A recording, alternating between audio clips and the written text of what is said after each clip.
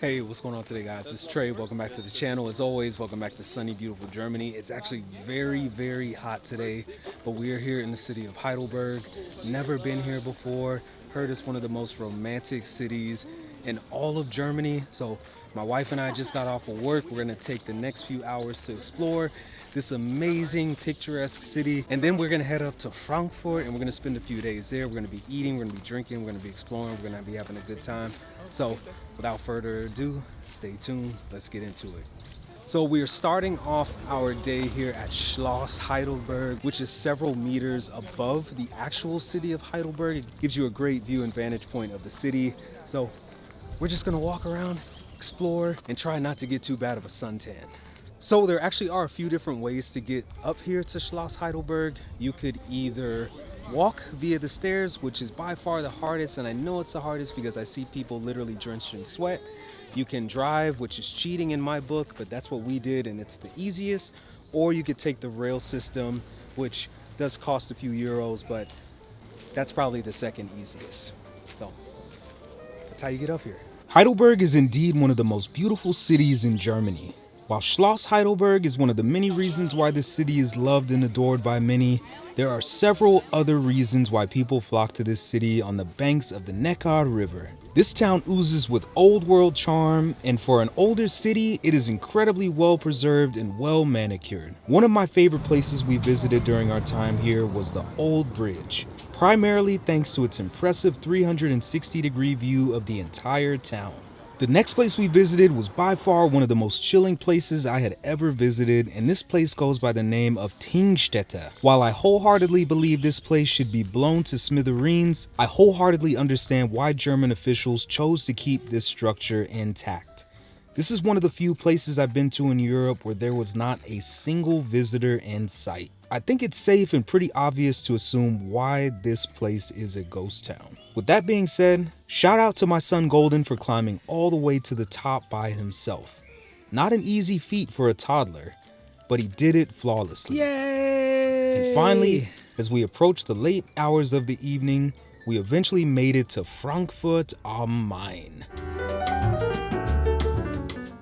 Good morning, guys. So it is the next day. It is Saturday morning. We slept in. We got in very late last night. We got in at around 11:30 p.m. at night, and we went to this really awesome Mediterranean restaurant called My Pita, and we just came home. We just came to our hotel. The hotel room was amazing. Bit of a situation happened, so I had to book 2 different rooms because we are staying 2 nights. So this is one of the rooms that we're staying in, and then later on today, after we explore Frankfurt a little bit, I'll show you guys the other hotel room, which is a suite. But all in all, this hotel is amazing. It's called Hotel Palmenhof. I will link it in the description below.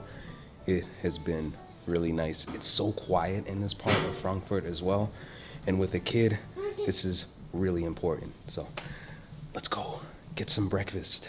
Our number 1 breakfast spot to visit in Frankfurt is Kaffee Makerei. And despite being primarily known for their brunch and breakfast, they also feature an array of cakes, tarts, and other tasty desserts and delicacies. But the breakfast here is just too great to pass up, in my opinion. The one thing I love about Frankfurt is the architecture. This city features the perfect mix of modern skyscrapers accompanied by several examples of buildings in the Romanesque style. Now look, we've had the Apfelwein before, but we had to give it a second try to confirm our original feelings about it. And what better place to sample some than Frankfurt's geographical center, Hauptwache.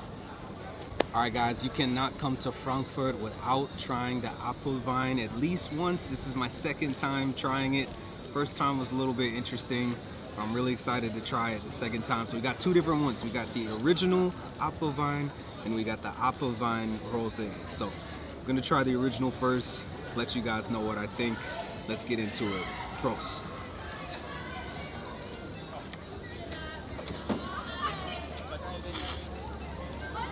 Yeah, it's tangy, pickly. It tastes kind of briny to me, a little bit sour. So we're gonna try the sweetened version. Let's get into it. Prost.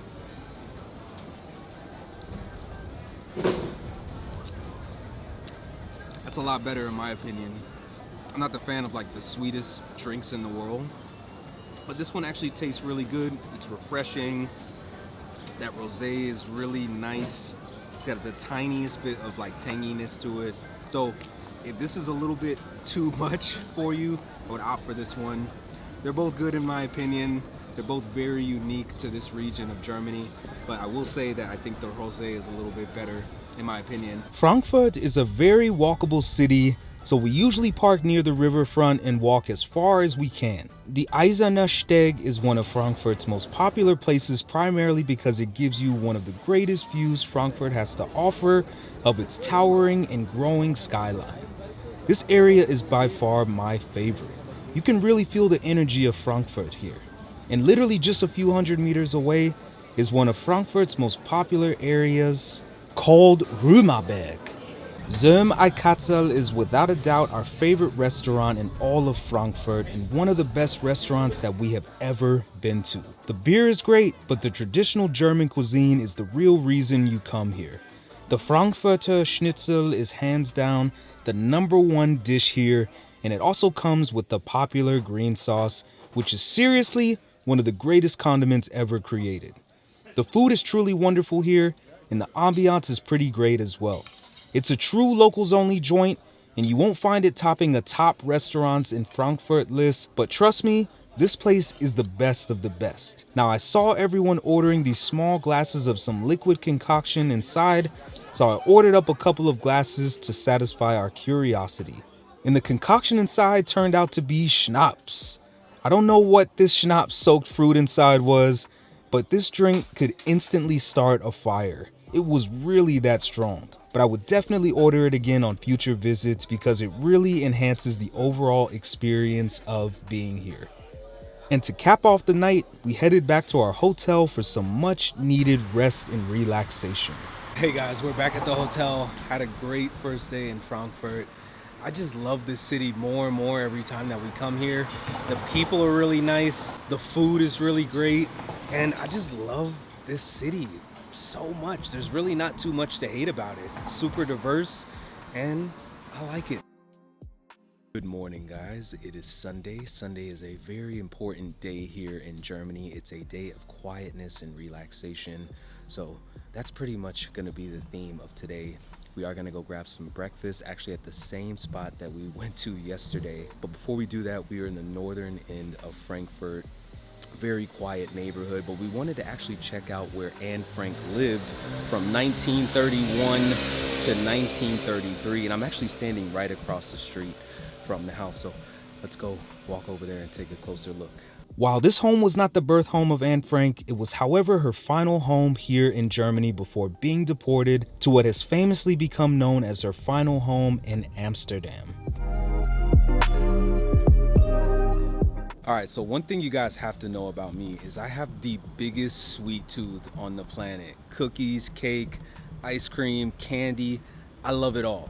But every time that we come to Frankfurt, we visit this cookie shop by the name of Keksfabrik, arguably some of the best cookies on the planet. So if you find yourself here in Frankfurt, or if you live here already and you've never heard of this place, come by, get some cookies, tell them Trey sent you. You will not be disappointed. Seriously, the best cookies ever. So I don't know if you guys can tell, I'm not really much of a sweater. I don't know why, I've just never really sweat.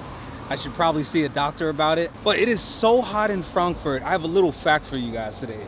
It is hotter here in Frankfurt than it is in the entire state of Florida. Miami, Tampa, Orlando, the Florida Keys. It is hotter here in Frankfurt than it is back in my home state of Florida. All right, guys, final stop on the trip is we are here at Skyline Plaza to go to Chipotle. I can't believe I'm saying that. Let's head in, check it out. Chipotle, an American institution.